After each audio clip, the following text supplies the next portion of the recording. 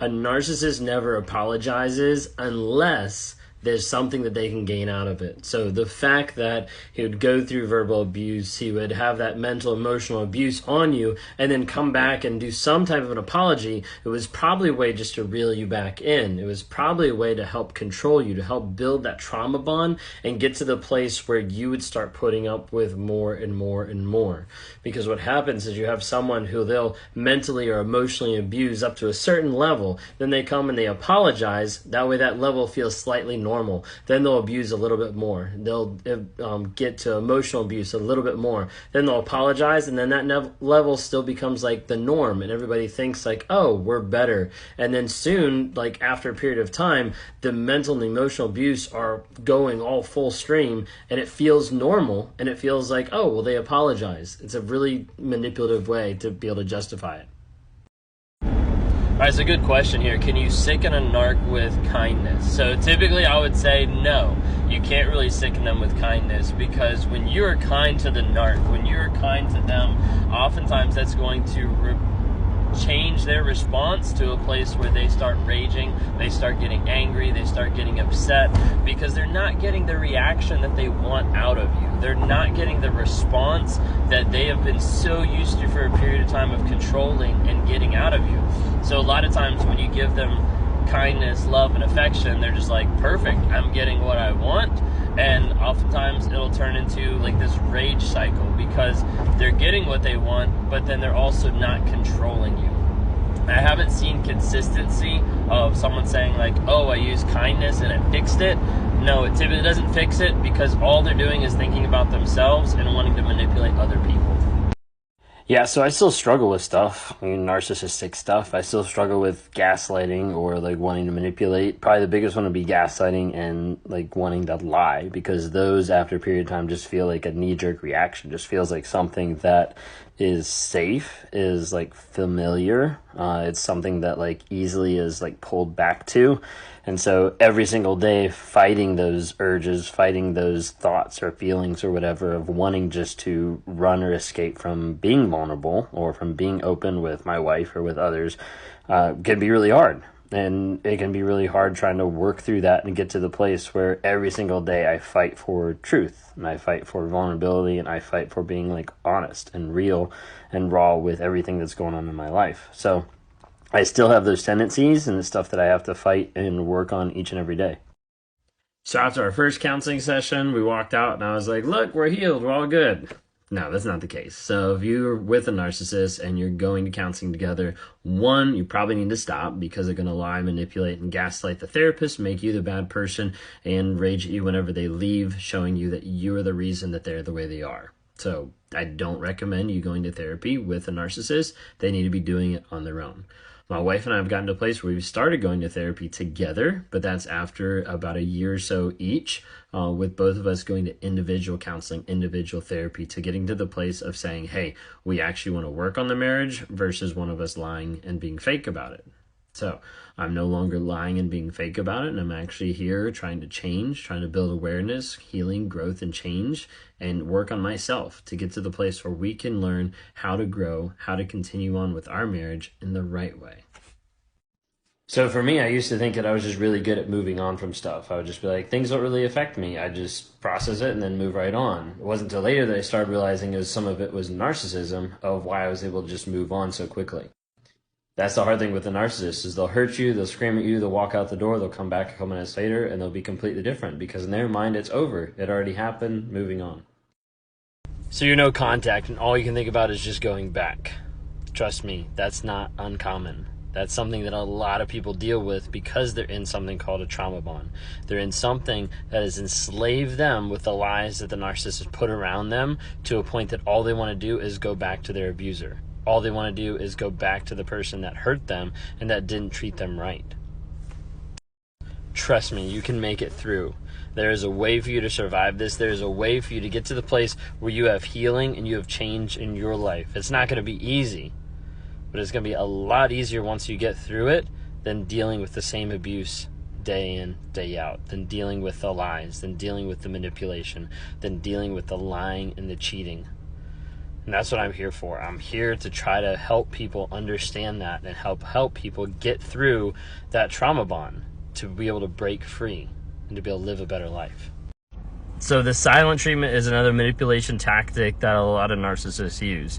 If you don't follow Lee Hammock with Mental Healness, follow him, because I know at times that he's experienced or done videos about the silent treatment. The silent treatment wasn't big as far as like my story or my journey. I would rather rage, get upset, angry at the situation, and like push for some type of resolution, even though that was hurting the other person in the moment. But yes, they do use the silent treatment. They do go to a place of silence and get to the place where you have to contact them. You have to reach out to them, or you start doubting yourself so much that you end up apologizing for their actions. You end up apologizing for anything and everything to be able to get to the back to the place that you just feel better, that you feel validated, because now they're starting to talk to you. Now they're starting to interact with you. All this is just a manipulation tactic to try to be able to get you to come back to them. So narcissists are very manipulative. So you have to remember they're going to use whatever they can to be able to control and manipulate you.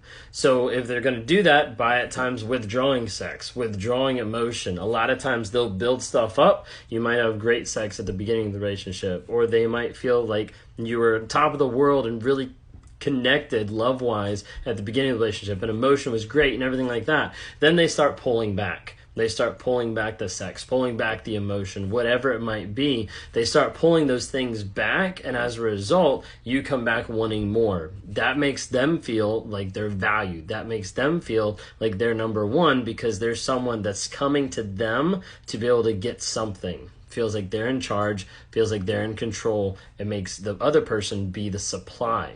So a lot of times with this, they'll use sex and emotions to be able to pull those away, to be able to control and manipulate you. Trauma bonds are real. Emotional, mental abuse is real, and it's very, very challenging to be able to get past. The hard thing is oftentimes people don't forget about the past. They don't forget about the people that abused.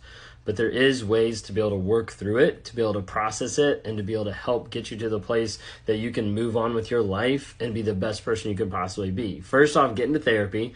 Therapy is great. I recommend it for everybody, especially with people with mental or emotional, physical abuse. I recommend a lot of times EMDR therapy. It's a really good therapy out there that helps people deal with the trauma and get less triggered as they have those memories pop up or have like flashbacks or things like that. But the actual like forgetting a person, that can be really hard, because basically what you're doing is you're having to mourn the death of someone that is still alive, mourn the person that you fell in love with that actually you found out didn't exist anymore. So you'll see this a lot of times where the narcissist will act one way to everybody else than they do to their spouse. And it can be really challenging and really frustrating, because one, it makes the spouse feel crazy of like, maybe it's me because they don't act this way to everybody else.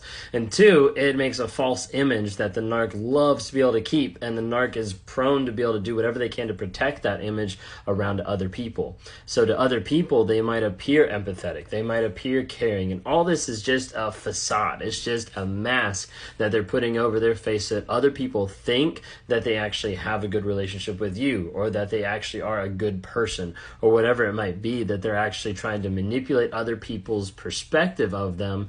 And so as a result, they will act like they have empathy. They will act like they have sympathy. They will conjure up something that they've seen and emulate it from another person to be like, this is what I need to do in this situation to pretend to care. All right, so as a narcissist, they're going to blame you. They're going to try to manipulate the conversation back to you and say that it is your fault for their decisions. So I want you to hear this loud and clear right here and right now. It is not your fault that he cheated on you. It is not your fault that he made that decision. You did not stand there with a gun to his head saying, hey, go have sex with this woman. Whatever it might be, it was not you that caused him to cheat. He made his own conscious decision to be able to go out and to be unfaithful to you and to cheat with another person.